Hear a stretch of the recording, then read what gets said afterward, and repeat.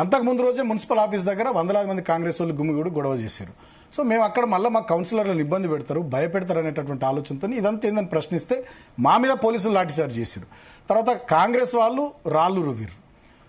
నేను ఇక్కడ ఉన్నా, ఏసీపీ ఇక్కడ ఉన్నాడు, ఏసీపీ వెనక గన్మెన్ కానిస్టేబుల్ ఉన్నారు, నేను ఇక్కడ ఉన్న రాయితో కొడితే ఇంత పొక్క పడుతుందా తలకాయకు? అటువైపు నుండి రాయొచ్చు తాకింది, నా అనుకున్నాడు కానిస్టేబుల్, నా వైపు ఉన్నాడు కానిస్టేబుల్. సో రాళ్ల దాడి చేసింది కాంగ్రెస్ వాళ్ళు. మీడియాలో కూడా వచ్చింది, అది స్పష్టంగా సోషల్ మీడియాలో కూడా వీడియో బయటకు వచ్చింది. కానీ అంతిమంగా ఏమైంది, మంత్రి గారు ఇగో దెబ్బతిన్నది, కేసులు మా మీద పెట్టిర్రు, అక్రమంగా 25 మంది మీద కేసు. కానిస్టేబుల్ వీళ్ళందరినీ దాడి చేసి చంపే ప్రయత్నం చేసినామని చెప్పి తీసుకుని పోయి మమ్మల్ని బలవంతంగా మా ఇంట్లో, నేను బెడ్రూమ్ లో కూర్చుంటే మా కార్యకర్తలతో వచ్చి బలవంతంగా నన్ను వెహికల్ మీరు కదా సమస్యలు. వెహికల్ అసలు పగిలిన వెహికల్ మీరు నెంబర్ చూడండి, 0099 అనుకుంటా, ఐ రిమెంబర్. మా మూల రాజిరెడ్డి గారు, ఉమ్మడి ఆదిలాబాద్ జిల్లా మాజీ జడ్పీ వైస్ చైర్మన్, మా పార్టీ నాయకుని కారు పగిలింది. అది మంత్రి గారి కారు కాదు. మంత్రి గారి కారుకి ఏం కాలే, మంత్రి గారికి ఏం కాలే, కాంగ్రెస్ వాళ్ళకి ఏం కాలే.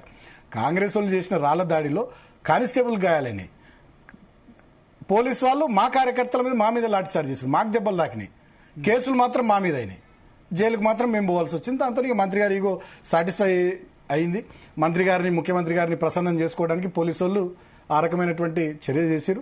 నేనేమంటున్నా భరత్ గారు, ఆనాడు మీకు బలం లేకున్నా బలవంతంగా లోపలికి పోయి మా కౌన్సిలర్లను ప్రలోభ పెట్టడానికి వివేక్ గారు చెక్ బుక్ చూపించినా చూపేయలేడా? వివేక్ గారు లేచి మీరందరూ మా దిక్కు రావాలి అని ఉపన్యాసం ఇచ్చినా లేడా? నేను ఒక ప్రశ్న అడుగుతున్నా, మీరు చెప్పాలి.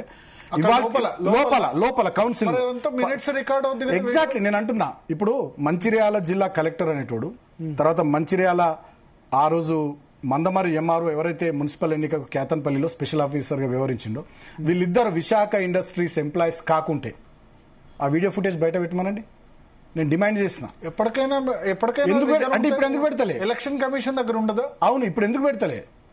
ఇప్పటికీ చాలా సార్లు మేము డిమాండ్ చేసినాం, రైట్ టు ఇన్ఫర్మేషన్ యాక్ట్ ద్వారా అప్లై చేసినాం, కలెక్టర్కి ఒక కంప్లైంట్ ఇచ్చినాం, వీడియో ఫుటేజ్ బయట పెట్టాలని చెప్పి. సిపిఐ వాళ్ళు, మా బీఆర్ఎస్ వాళ్ళు పోయి, మా ఏఐటీసీ సీతారామయ్య గారు, మా కలవేణ శంకర్ గారు, మా పార్టీ నాయకులు సంపత్ గారు, నేను అదే అంటున్నా, వీడియో ఫుటేజ్ బయట పెట్టమనండి.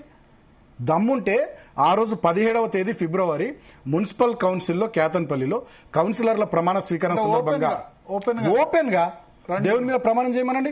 తడి బట్టలతో నేను గుళ్ళేది వస్తా, వివేక్ గారు నువ్వురా, తడి బట్టలతో గుళ్ళేది వద్దాంపా, నువ్వు చెక్ బుక్ తీసుకొని పోలేవు, చెక్ బుక్ మా కౌన్సిలర్లకు చూపేయలేని నువ్వు ప్రమాణం చేస్తావా దేవుని మీద? నేను వస్తా, ఇద్దరం తడిబడ్డలతో. తీసుకున్నారు మరి ఫాల్స్ ప్రెస్టేజ్. నేను అనేది ఏంటంటే అదే తప్పు అంటున్నా. ప్రజా తీర్పు జనరల్ గా ఆయన నేచర్ అట్లా కాదు కదా. సరిగా ఆయన పులితోలు కప్పుకున్నటువంటి మేకవన్న పులి అంటారు చూసినాం, మేకతోలు కప్పుకున్నటువంటి పులి టైపు వ్యవహార శైలి ఉంటుంది. మనం కూడా అందరం నవ్వుకుంటే బాయ్ బాయ్ అంటే మనం కూడా అన్న మంచోడ మనం కూడా అనుకుంటాం. సో ఆయన వ్యవహార శైలి అట్లేదు. ఎందుకు పోయిండో మరి ఫాల్స్ ప్రెస్టేజ్ పోయి, అనవసరమైనటువంటి పోయి, ఓడిపోయినారు కాబట్టి వదిలేసే రకమే. మరి ఎందుకైనా అంత ప్రెస్టీజియస్ గా తీసుకున్నారో అని నేనేమంటున్నా. భరత్ గారు, రాజకీయాల్లో గెలుస్తాం ఓడతామండి. నేను 2 సార్లు గెలిచిన, మొన్న ఓడిపోయినా, మళ్ళీ ప్రజలు దయంటే గెలుస్తాం, లేకపోతే ఓడిపోతాం. ఏముంటుందండి, పదవి ఉంటేనే బతుకుతామా, పదవి లేకపోతే బతుకమా? ఒక మున్సిపాలిటీ, రాష్ట్రంలో 100 పైచీలకు మున్సిపాలిటీలు ఉన్నాయి. 2 మున్సిపాలిటీలు, ఒకటి మీరు గెలిచినారు, ఒకటి మేము గెలిచినాం. హుందాగా ఓటమిని ఒప్పుకోవాలి కదా, సంస్కారం ఉండాలి కదా. ఎల్లకాలం వివేక్ గారు ఆ ఏరియాలో మంత్రిగానే ఉంటాడా? ఎల్లకాలం ఎమ్మెల్యేగానే ఉంటాడా? ఎల్లకాలం ఆ ఏరియాలో రాజ్యం చేస్తాడా? ఇట్లా కొట్టించుకుంటా, తన్నించుకుంటా, కేసులు పెట్టించుకుంటా, చెక్ బుక్కులు చూపించుకుంటా, ప్రజల్ని ఇబ్బంది పెట్టుకుంటా. ఇప్పటికి మా కౌన్సిలర్లు 17వ తేదీ నుండి రామకృష్ణపూర్ ఊర్లో లేరు. ఉగాది పండుగ కూడా బయట ఎక్కడ చేసుకున్నారు, ఊరికి దూరంగా ఉగాది పండుగ జరుపుకున్నారు. 30 రోజులు దాటిపోయింది. కుటుంబ సభ్యులకు మన 14 మంది కౌన్సిలర్లు దూరంగా ఉన్నారు. ఎలక్షన్స్ అదే కదా ఇప్పుడు అదో సందిగ్ధం. ఇప్పుడు మేము హైకోర్టుకు పోయినాం, పిటిషన్ ఇస్తున్నాం. హైకోర్టులో పిటిషన్ ఇస్తే హైకోర్టు డైరెక్షన్ ఇచ్చింది 3 వారాల్లో ఎలక్షన్ పెట్టాలని. డేట్ ఆఫ్ 3rd నుంచి 24వ తేదీ వస్తే 3 వారాలు అవుతుంది. ఇప్పటి వరకు గవర్నమెంట్ కంకరెన్స్ ఫైల్ పంపించాలి స్టేట్ ఎలక్షన్ కమిషన్ కు. ఇబ్రాహీంపట్నం అంతే ఉంది, కేతన్పల్లి అంతే ఉంది, ఖానాపూర్ అంతే ఉంది. ఈ 3 మున్సిపాలిటీలు మేము గెలుస్తాం.